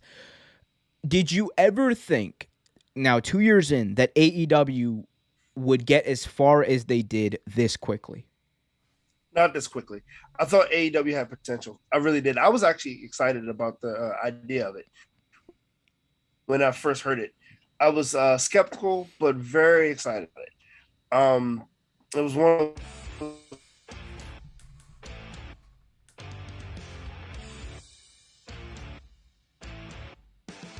things where you're like, oh, another promotion. Stale. You wanted something else to watch. And so I was really, really happy to hear about it. I just didn't think it would be this fast, be where they are this fast stuff. Yeah, neither did I. And it's not a shot at AEW, I think, to say that. I think that's just the truth of what wrestling was just 2.5 years ago. One completely different than what it is now. Like the state of wrestling before AEW and after AEW. If someone was in a coma for 2 years and they just woke up and they were a wrestling fan, they wouldn't believe some of the stuff that's happening just on either show at this point. Honestly, it's so jarring to think how far wrestling has come, because it's not only AEW, you have MLW coming up, you have the return of WoW, you have New Japan sending the stars to AEW, Impact and NWA and AEW working together. The Forbidden Door is wide the fuck open. The only missing party and the only loser at this point is WWE. They're not invited to the party. They're too cool for the party. But in all seriousness, I think that AEW this has gone well and above, and beyond what anyone thought it could be. But the thing is, I think when you watch that first TV show, when AEW Dynamite premiered and it came on, there was an excitement about it. There was an excitement about the uncertainty. There was an excitement about the what it could be and what it would look like. And the second it premiered, we were like, oh, this is real. Double or Nothing was great, and the productions were great. All Out, all that stuff was great. But we were waiting to see what they would be like week in, week out on TV. And the second they premiered in DC, you and I were at that show. Sure was. It was great. It was we knew that, oh, it's going to be off to the races here for this company. And it was a ride. People didn't really think about, oh, what are they going to be 2 years from now? It was just people went along for the ride and they enjoyed it. And it's been fruitful enough for them to get a contract renewal. So, yeah. I mean, it was one of those things where most people had never seen. I'd never seen anything like that before. A big time promotion with an indie feel. We never really felt anything like that. I mean, NXT, yeah, but not like to scale that AEW is. It was just awesome. Off the a watch. It was the you were there that night, like you said. The feeling in the arena was intense. It was an interesting feel. Everyone was excited. No one really knew what to expect. Hell yeah, that was back when Cody was a face. Yeah. And someone threw a hot dog in the ring. God bless him. Amazing moment. Speaking of moments in AEW history, what would you say 2 years in, what is your favorite moment on Dynamite ever? Your favorite, not the best, your favorite. Favorite moment on Dynamite. Damn, that's a hard one. You can say more than one. Just like, you know what? Generally, the moments you look back at fondly. I will say I don't know if that happened. I don't think that happened on Dynamite though. No. So not the CM Punk thing. Rampage. Rampage has like no. 3 weeks. It's 3 weeks old, my guy. You better not say something on Rampage. That's not what I was thinking. No, I was thinking about a pay-per-view. I know. Brody Lee winning the title. Yeah. Yeah, that was a great moment. we can go back. So I mean, moments that I remember and I will always remember: Brody Lee Memorial, the Oh celebration of yeah, life for definitely. Brody Lee was amazing. I thought that the episode that they had on the Jericho Cruise was really memorable because it was different. It looked different. It felt different. Yeah, it It was. one, this isn't necessarily my favorite. I'll get to my favorite in a second, but this wasn't necessarily my favorite one. But that show they had in Salt Lake City right before everything closed down. I Oh watched yeah, that show. It was yeah. right after Revolution 2020. I watched that show, and I thought the momentum that AEW had at that point was just unstoppable. And it was like that show, it was in Salt Lake, which isn't known as a big wrestling town, but they drove a big house there. The crowd was Sure did. electric. The show was amazing with their build up to the Inner Circle versus the Elite. It felt real. It felt gripping. It felt big. And I was so excited to see where they would go from there. And then the pandemic happened. But even the pandemic had some great moments. Like It did. you had like I forgot what the match. Remember, it was the match where Sammy Guevara and Chris Jericho versus Kenny Omega and Matt Hardy. Matt Hardy did his whole thing of Yeah. Damascus coming out of the ice, and then Sammy Guevara got Yeah. mowed down by a golf cart. Yes. The golf Jesus, club. taking Yeah. one of the worst bumps I've seen ever. We saw Those the moments. first stadium stampede match too in the Well, pandemic. that wasn't Dynamite. That was that did happen during the pandemic, but that wasn't No, that Dynamite. was I know, but I'm just saying. Yeah. Anyway, but I forget what pay per view that was. that was Double or Nothing 2020. Yeah, it was. Yeah. But my favorite moment, recency bias, whatever. It's my favorite moment. Daniel Bryan versus Kenny Omega to open up Grand Slam. That was Great match. that was my favorite. 2 weeks later, still my favorite match of all time. Don't care what anyone says. It and Great match. yeah, I've said enough about it already. But man, Dynamite. It's really also really rejuvenated, I think, wrestling fans to watch week to week, watch live week to week. I think so. I agree with that. I believe so.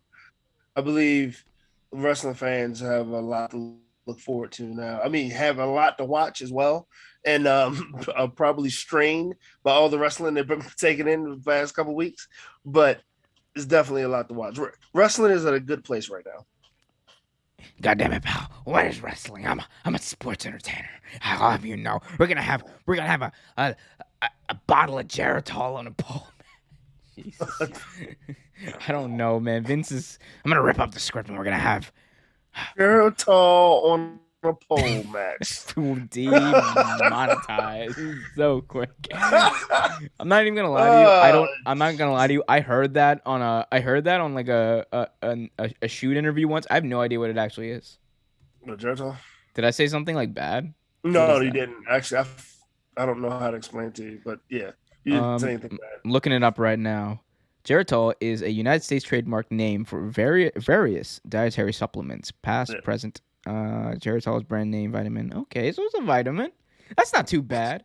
That's not too bad. It's a vitamin. Yeah, what am I? There's nothing wrong with what you said. It's used to treat iron poor blood. Yeah, you know what? Not demonetized for saying that specifically. I have been. We've definitely been demonetized for saying other stuff on this stream. But I'm pretty sure. Yeah. But if you want to help us with that, and because of our potty mouths, we will never be monetized. If you want to help us out, head on over to patreon.com/Real Take Sports. Again, patreon.com/Real Take Sports to join that $5 a month or above club. Help the channel grow. Help me finance things like this wonderful mic that I paid for. Money. No. Also, you get access to exclusive videos. We have one dropping on Thursday. That is going to be a fun video. It's going to be counting down some of the best moments in WrestleMania, biggest moments in WrestleMania history. So check that out. That's going to be dropping Thursday exclusively on Patreon. It's not going to be available on YouTube for a while. So you can have exclusive access to that. You can have exclusive access to much more stuff on patreon.com/Real Take Sports moving forward.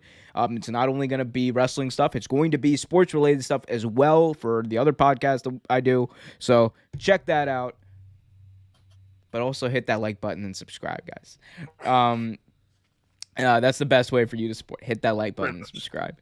Anyway, Trev, you ready to talk about? There's a show, by the way, on Wednesday. In case I didn't mention that, I might have forgotten to mention that. There's a wrestling show on Dynamite on Wednesday, and it is going to have one heck of a match to I believe be in the main event. Is it the main event?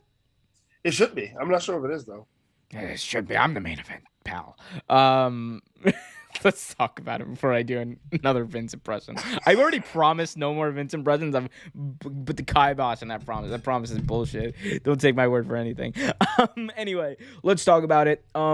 So AEW Dynamite, the 2-year anniversary, is going to have a casino ladder match to determine the number 1 contender for Kenny Omega's AEW World Championship. The match is going to feature some of the most prominent players. It's a stacked match, by the way. Some of the most prominent players in All Elite Wrestling. Pac versus Andrade versus Orange Cassidy versus Jon Moxley versus Matt Hardy versus Lance Archer. And then there's the Joker, the last entrant, the always the big surprise. We'll get to who we think the Joker may or may not be, but Trevor, what do you make of just seeing these many big stars? This might be, talent-wise, one of the biggest matches AEW's had with so much talent in the ring. Oh, hands down, absolutely. Like, it's crazy. Like, you have Andrade, you have Orange Cassidy, you have Matt Hardy, you have Pac, like Jon Moxley, the Lance Archer, like all these names, man. It's crazy. It's hard to even, because all of them need a good push. Like at this point, all of them need a good push. Even though I think Moxley's one of those wrestlers that can really continue to wrestle without a title. Like he really does not need the belt to be successful. Dude, he's having nice like the feud of the century with the entire country of Japan right now. Yep. And he has a Texas death match coming up soon, if I'm not mistaken, or a street fight coming up soon. Yeah, with your boy over here from Suzuki going Lance Archer. But this match is gonna be great. Yep. So it's gonna be fun, man. It's fun to watch. I can't wait to see Orange Cassidy and Lance Archer Orange Cassidy and Jon Moxley do something. That is going to be an interesting spot. Yeah, I've been waiting to see that for a while, actually. Like I want to see how I feel like Moxley would he's like the perfect kind of I don't want to say foil, but person to play off that with. I think that's going to be interesting. Yeah, but this is just a big match, man. Pac, these are matchups that these are kind of dream matchups within AEW that we want to see happen. Like, even I would like to see Pac versus Andrade. I want to see Pac. I want to see Pac versus Lance Archer. I want to see Pac versus Orange Cassidy again. Like these are some good matches. Yeah, I would love to see a redo of Pac versus Orange Cassidy. Pac versus Mox. Main event there, pal. But that being said, there is a Joker card as well. A lot of speculation as to who it will be. But a lot of the speculation, I believe, has been wrong. And you'll find out why in just a second. But Trevor, what do you think about this Joker card? Who should it be? And who will it be? I don't. You know what?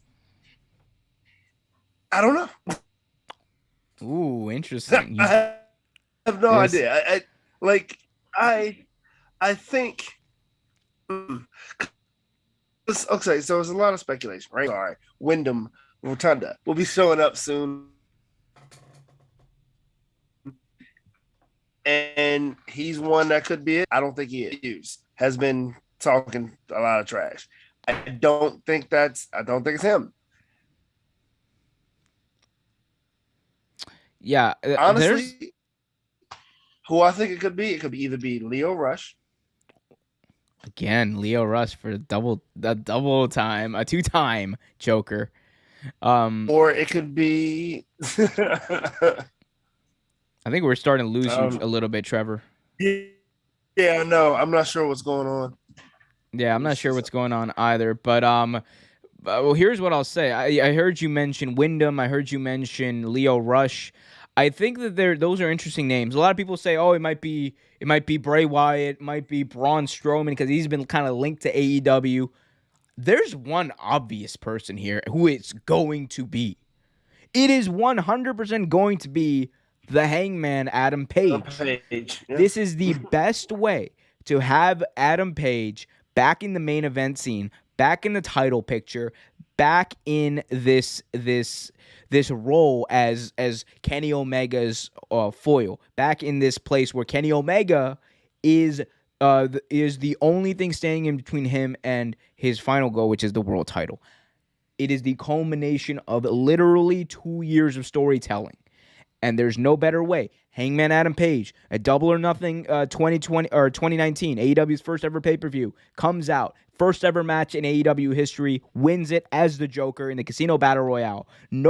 There's poetic justice if Hangman Adam Page ends up winning back another chance at the AEW World Title with a win in a casino type of match. It makes too much sense. The build-up for Full Gear has already started, and there is just no better person who is right there that makes sense, that's going to be a threat to Kenny Omega's title than the Hangman Adam Page. I understand people want to say Bray Wyatt, Braun Strowman, just to see big surprises. It ain't no surprise, man. Wednesday night, AEW's 2-year anniversary, we're going to see some cowboy shit. Yeah, that's kind of what I was saying when I got cut off. But yeah, I agree. I totally agree. Adam Page. Yeah, I agree too. Hopefully you guys agree as well. If you don't, hit that like button. If you do, hit that like button. Either way, you're hitting that like button. Helping out the algorithm and all that. Still with you? Yeah. You're breaking up still a little bit, buddy, but it's okay. We're just about at the end here. Let's go through and read some of these chats though. So Sophia in the chat says, "Oh, here we go. The Joker in the Casino Battle Royale is the Casino Ladder match. Sorry, the Joker in the Casino Ladder match is either Buddy Matthews or Adam Page or maybe Ospreay. But my honest opinion, it's Adam Page. But we don't know when his wife is due. I believe they already had their child, if I'm not mistaken. I believe I already read about that. But I think he's on paternity leave because any proper company, any good company gives you paternity leave so you can take care of your child in the first few months. But we'll see. Maybe he's ready to come back. If he is, great. If he's not, take time. It's okay. We got plenty of time, plenty of matches to see, and Adam Page will always be there for us. Trevor and Omer, I want to talk about this real quick. Jeff Hardy should turn heel and bringing back the Willow as his heel gimmick. Will it be bad? Then Vince McMahon could own it. No. Well, I mean, Vince would try to own it, but he would be...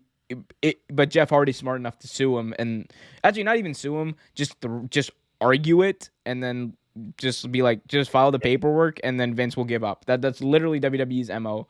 They try to strong arm you with these trademarks. They try to do it with Keith Lee. They try to do it with Chelsea Green. It doesn't work because they don't have a leg to stand on. They just hope you're scared of the potential litigation. That's it. But Vince won't own it. Willow, though, in WWE would be... That'd be interesting. Far out. That's what I'll say about that, man. Willow, Willow and TNA was something, but too bad EC3's not there. I want to see EC3 battle the Willow again. Yeah. Anyway, let's continue with the chat. But Sophia says it's either Buddy Matthews or Hangman Adam Page, but my true opinion is it's Page. Matthews actually teased the Joker card emoji on Twitter. Everyone's teasing everything on Twitter. It just froze, Trevor. I don't know if you saw that. It froze for a second just on you smiling. Like ear to ear, big cheesy smile. Yeah, that's okay. It looked very creepy. It was very creepy. That's gonna be like your. That's got to be our next. Sorry about the connection. I don't know what's going on. Yeah, it's okay. I mean, I checked. It doesn't seem to be my side. It might just be Zoom wigging out. Yeah, who knows? Anyway, let's end these chats here. It's definitely Paige or Buddy because he literally deleted the tweet that Tony announced. Yeah, I think it's gonna be Paige. Could it be Buddy Matthews? Of course it could be. It could be anyone. Could be me. You don't know.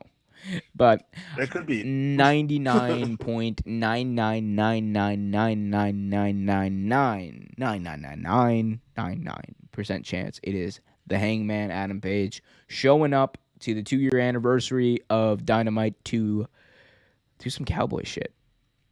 Cowboy shit. Cowboy shit. You know what's not some cowboy shit? This drama that's been going on with the EVPs of AEW. What's going on here, Trevor? My God, children's like, no, I'm just playing, guys. But there is a story here. So, Fightful reported earlier this month that there was apparently a little bit of a rift between the EVPs of All Elite Wrestling, the Elite being Kenny Omega, the Young Bucks. They were kind of their own group. Cody was more so on the outside looking in. There's no necessarily ill will between the two sides, but they're just not as close as they used to be. Now, let that be what it may. It talked about a rift. It also talked about how the fact that in AEW, the EVPs are kind of EVPs in name only. They don't really have control of booking decisions.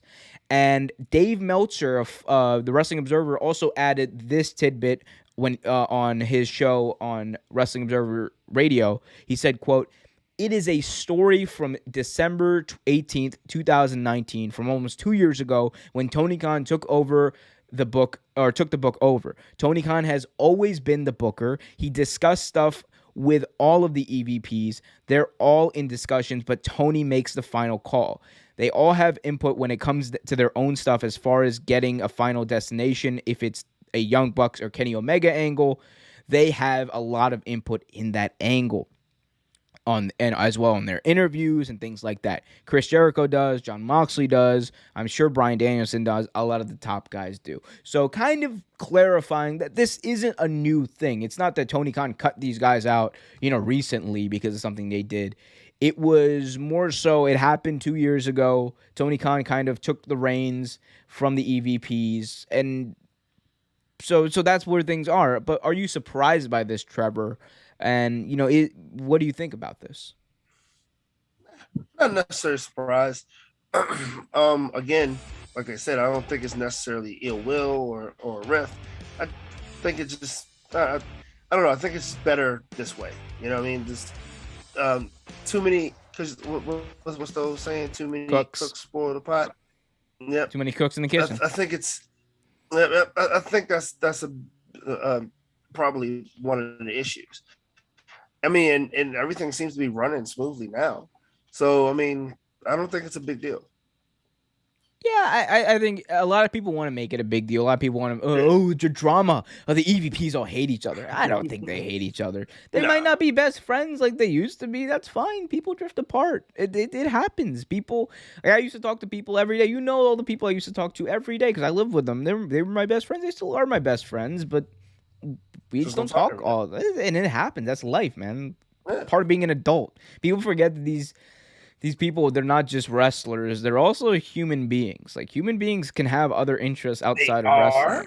They are, I know. So, I mean, that's one part of it. I think I'm not going to speak to their personal relationship. If I don't know exactly what's going on, they're fine. I'm sure they are all working in the same company. If it were a problem, it would have manifested itself and something would have happened. It is not enough of a problem for it to have manifested itself. Therefore, it's not a problem that honestly we should probably care about. And as far as the booking things, you could kind of tell. I think it was one of those things. Early on, Tony Khan needed these EVPs. He needed Cody, he needed the Young Bucks, and he needed Kenny Omega to guide him through that early period of AEW where, he still had final say in the booking decisions. Tony Khan has always had final say. But to kind of understand the more wrestling side that he might not have been familiar with, kind of like a training program, if that makes sense. I think that's what the EVPs were intended to do. Now they've branched off and done other things. Like the EVP title, I don't think it's completely dead. I think people still look at the Young Bucks, the Elite, and Cody as leaders in that locker room.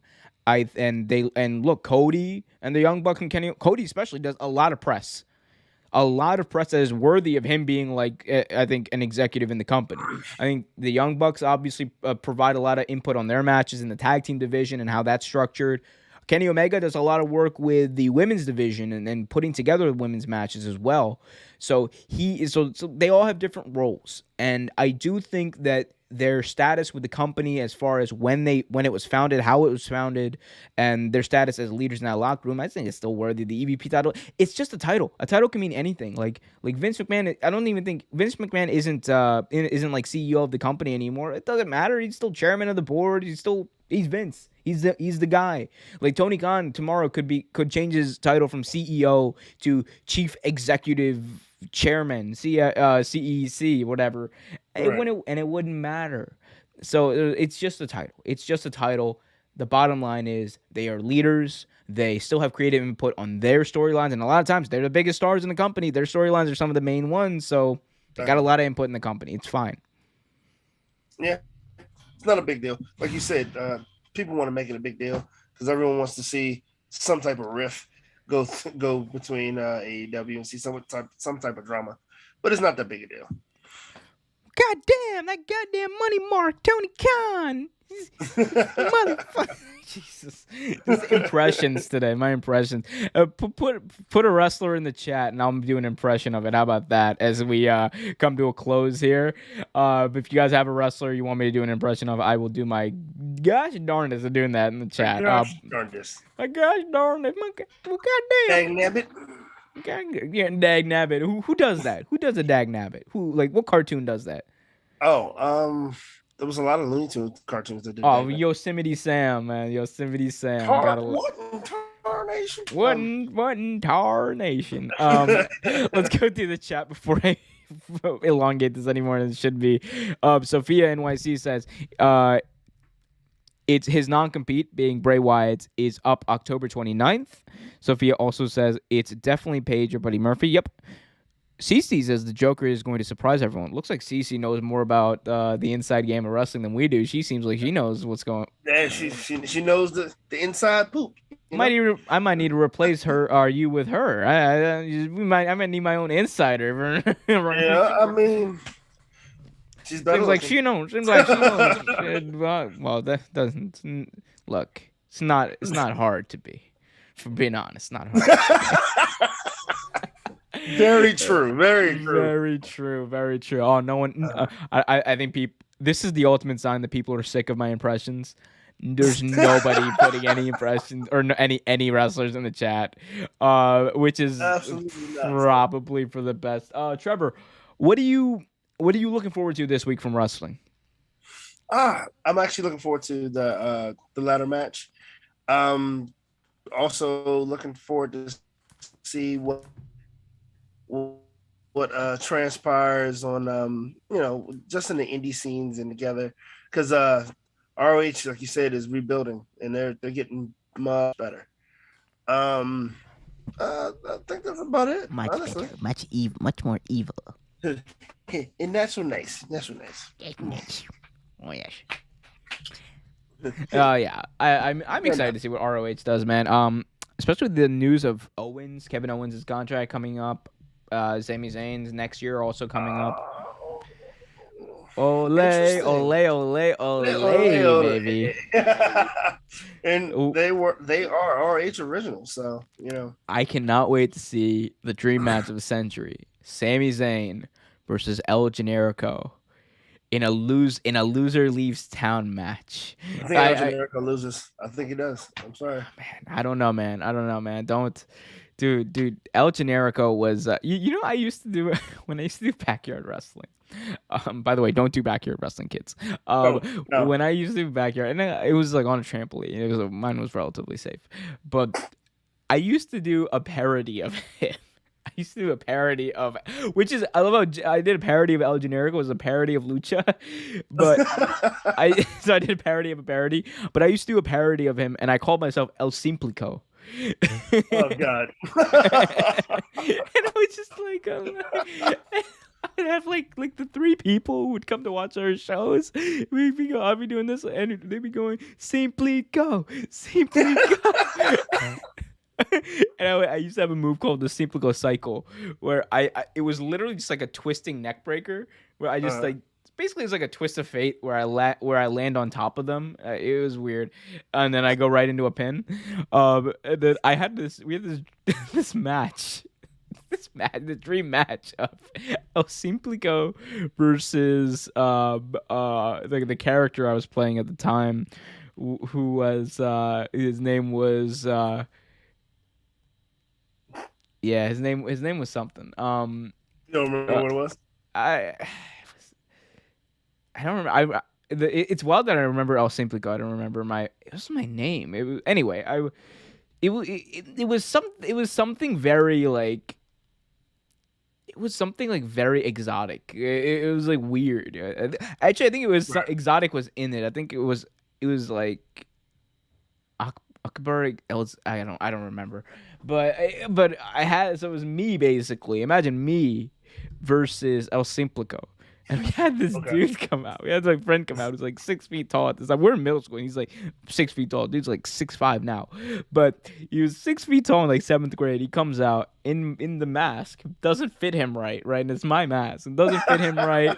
And he's big as hell. And they introduced him as El Simplico. And then like the one guy who actually showed, or the one parent who actually like, showed up to all our shows was like, that's not El Simplico. Like loud as hell. And I was like, yes, it is. Look at him. He was so yeah. Why did you think that was a good idea?